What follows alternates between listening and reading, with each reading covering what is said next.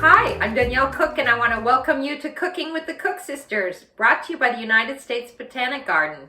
We're very pleased to be with you regularly to offer online cooking demonstrations and home garden tips. This can be a challenging time of year in the garden when you're transitioning your tender young plants out into the cold. Adrienne is here to help us navigate that. But first, let's stay in the kitchen where it's warm, and I'm going to show you how to make some delicious frittata muffins.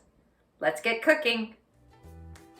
I'm using scallions, asparagus, and roasted bell peppers as my vegetables in today's frittata muffins. I'm snapping the asparagus to separate the tough part from the tender part. And I'm chopping all the vegetables very small so they'll fit nicely in the wells of the muffin tin. You can get so creative with a variety of different ingredients for these frittata muffins. Other combinations could be a mix of mushrooms, or bacon and cheese, or smoked salmon.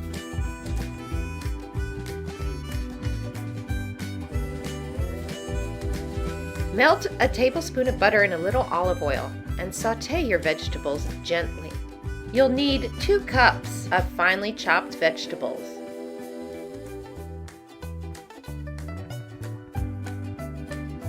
Frittata muffins are a fantastic grab-and-go food. They're great for kids' lunches. They're great for a post-workout. They'll store beautifully in the refrigerator in an airtight container for up to 5 days.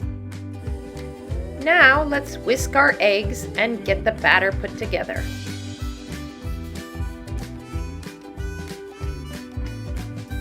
A little bit of flour and baking powder will help the frittata muffins rise and have a fluffy texture. I'm complementing my vegetables with a little oregano and basil. Depending on your vegetable selection, you could be using lots of fresh herbs this summer. I'll add in my cooked vegetables, which I've cooled slightly. And now some cheese. I'm using a goat Gouda, but you could use cheddar or Monterey Jack or Swiss. Ladle the batter fully into the wells of the muffin tin. I'm topping each muffin with just a little pop of feta cheese. Bake in a 350-degree oven for 20 to 25 minutes. You'll know they're ready when they're firm to the touch.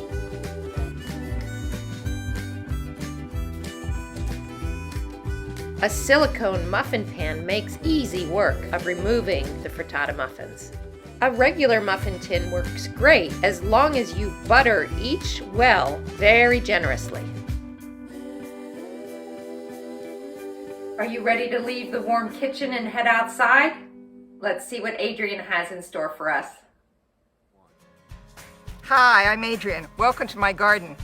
It's a beautiful day in March, but we know it's not going to stay that way. So I've got a collection of things that hopefully will give you ideas on how to keep your plants safe while the weather changes, because it will change a lot between now and May when summer finally arrives. So stay with me and I'll show you. In early spring, we're getting in our cool-loving plants. One of the most popular ones is lettuce. Others include fennel, broccoli, collards, cabbages, spinach. And when a spring frost or snow hits, these seedlings will need help from us to get through it. Newspaper is a gardener's helper. I stockpile newspaper during the winter and use it throughout the year. They make a great row cover for low-growing plants.